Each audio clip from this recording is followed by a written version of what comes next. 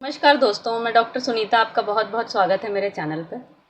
क्या आपको कमर से नीचे पैरों में दर्द रहता है, उठने बैठने में दिक्कत रहती है, झुकने में प्रॉब्लम होती है, सुन्नपन बना रहता है? यदि ऐसा है तो ये सियाटिका या स्लिप डिस्क की दिक्कत हो सकती है। तो आज हम लोग बात करेंगे स्लिप डिस्क या सियाटिका के बारे में।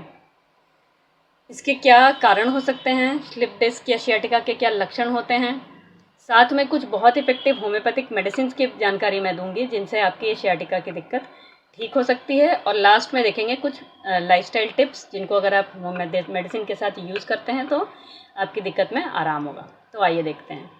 सबसे पहले तो सियाटिका या स्लिप डिस्क होती क्यों है।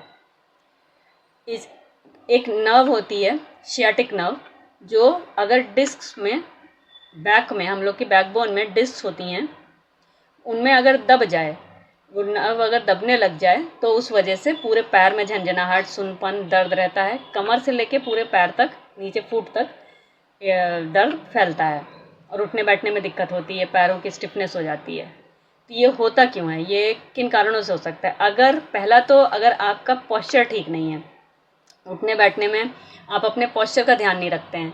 मान लीजिए दिन भर आपका बैठने का काम है, आप कंप्यूटर पे काम कर रहे हैं लगातार या लैपटॉप पे काम कर रहे हैं, बैठे हुए हैं और आप अपने बैक को झुका के बैठे हैं, स्ट्रेट नहीं बैठे हैं। आपका मतलब बैक जो है, आपकी जो बैकबोन है वो स्ट्रेट नहीं है, तो उस वजह से भी ये दिक्कत हो सकती है। मतलब अगर आपका पोस्चर ठीक नहीं है तो आपकी ये दिक्कत हो सकती है सियाटिका या स्लिप डिस्क की। नेक्स्ट है, बहुत कोई भारी वज़न उठा लें, अचानक से अगर कोई बहुत हैवी लोड उठा लिया, लिफ्ट कर लिया, तो उस वजह से भी ये डिस्क स्लिप हो सकती है और सियाटिका की प्रॉब्लम हो सकती है। नेक्स्ट कारण हो सकता है बढ़ती उम्र में भी ये दिक्कत अपने आप हो सकती है। ठीक है, अगर उम्र ज़्यादा हो रही है, धीरे धीरे बढ़ती उम्र के साथ ये सियाटिका या स्लिप डिस्क की दिक्कत हो सकती है। या बहुत ज़्यादा कोई व्यक्ति कमज़ोर है, कमज़ोरी के कारण भी ये प्रॉब्लम हो सकती है। तो ये तो हुए कारण। अब देख लेते हैं इसके लक्षण। सियाटिका या स्लिप डिस्क की दिक्कत है तो उसमें जो पैरों में बहुत ज़्यादा सुन्नपन रहेगा, झंझनाहट होगी, चलने में लड़खड़ाहट हो सकती है, उठने बैठने या झुकने पे बहुत ज़्यादा कमर में पैरों में दर्द होगा। सुबह उठेंगे, ये तो बहुत कॉमन लक्षण रहता है कि सुबह उठे पैर एकदम स्टिफ थे, चला ही नहीं जा रहा है ना। तो ये सारे अगर कारण हैं, साथ में सुन्नपन, झंझनाहट बनी हुई है पैरों में, तो ये सियाटिका या स्लिप डिस्क के लक्षण मोस्ट कॉमनली दिखते हैं। अब देख लेते हैं कुछ बहुत इफेक्टिव होम्योपैथिक मेडिसिन जो इसके लिए कारगर हैं। पहली है रस्टॉक्स 200। रस्टॉक्स मेडिसिन आप तब ले सकते हो जब चलने फिरने से आपके पैरों में, कमर में दिक्कत ठीक रहे, लेकिन रेस्ट से बढ़ जाए। जैसे कि कुछ लोगों का ये बताना, ये बहुत कॉमनली ये सिम्टम लेके लोग आते हैं कि मॉर्निंग में उठे तो पैर एकदम स्टिफ था, चल ही नहीं जा रहा था, तो फिर थोड़ी देर बाद थोड़ा बहुत हल्का मोशन करने से, चलने से पैरों की दिक्कत ठीक हो गई। मतलब अगर चलने फिरने से सियाटिका की दिक्कत में आराम है और रेस्ट करने से, बैठने से, आराम करने से बढ़ रही है, तो वहाँ रस्टॉक्स मेडिसिन दे सकते हैं। नेक्स्ट है ब्राइनिया मेडिसिन। ब्राइनिया अगर रेस्ट पे, रस्टॉक्स से बिल्कुल उल्टा इसका सिम्टम, अगर बैठे हैं शांति से तो दिक्कत में आराम है, चलने फिरने लगे दिक्कत बढ़ गई, तो यहाँ पे ब्राइनिया मेडिसिन दी जा सकती है। पोटेंसी और डोजेज अभी मैं लास्ट में बताती हूँ। तो रस्टॉक्स हो गई, ब्राइनिया हो गई। नेक्स्ट मेडिसिन है कोलोसिंथ। कोलोसिंथ एक बहुत ही इफेक्टिव सियाटिका की मेडिसिन है।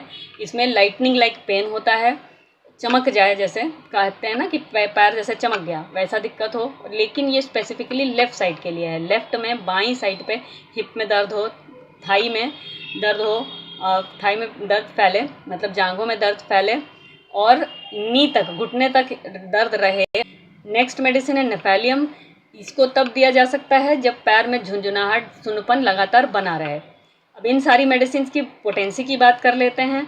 अगर दिक्कत आपकी अभी रिसेंट की है, बहुत लंबे टाइम से ये दिक्कत नहीं है, तो आप इन सारी मेडिसिन की 200 पोटेंसी की 2 बूंद वीकली रिपीट कर सकते हैं।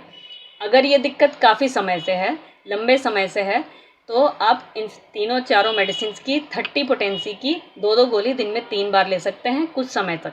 कुछ समय मतलब 1 महीने से करीब 3 महीने तक, तो आपको सियाटिका की या स्लिप डिस्क की दिक्कत में आराम होगा। अब देख लेते हैं कुछ प्रिकॉशंस जो हमें अपने लाइफ स्टाइल में रखने होंगे जिससे कि स्लिप डिस्क की दिक्कत मेडिसिन के साथ साथ जल्दी आराम कर सके। पहला तो अपना वज़न को कंट्रोल रखें। बहुत ज़्यादा बॉडी हैवी होगी तो भी ये डिस्क के सियाटिका की दिक्कत ज़्यादा होने की संभावना रहती है। तो वज़न को अपने कंट्रोल में रखें, अपना पोस्चर सही, चलने फिरने उठने बैठने का जो पोस्चर है उसको सही मेंटेन करके रखें। मतलब बहुत झुक के ना चलें, झुक के ना बैठें। अपनी बैक को जब भी बैठें अपनी कमर को सीधा रखें, स्ट्रेट कमर रहनी चाहिए। वज़न को कंट्रोल रखें और बहुत कोई हैवी लोड को अचानक से उठाने की कोशिश ना करें। ठीक है, तो ये सारी प्रिकॉशंस अगर आप रखते हैं तो आपके इस सियाटिका और स्लिप डिस्क की दिक्कत में आराम रहेगा। तो आशा है आपको ये वीडियो पसंद आया होगा। अगर वीडियो पसंद आया हो तो लाइक करें। किसी को अगर ये दिक्कत है, उनको हेल्प की ज़रूरत है, तो उनको ये शेयर करें वीडियो। और मैं ऐसे ही और भी वीडियोज़ लेके आती रहती हूँ, और भी जानकारियाँ होम्योपैथिक मेडिसिन के रिगार्डिंग या डिजीज़ के रिगार्डिंग मैं देती रहती हूँ। तो इस चैनल को सब्सक्राइब करना ना भूलें। मिलते हैं अगले किसी वीडियो में, तब तक के लिए स्वस्थ रहें, सुरक्षित रहें। धन्यवाद।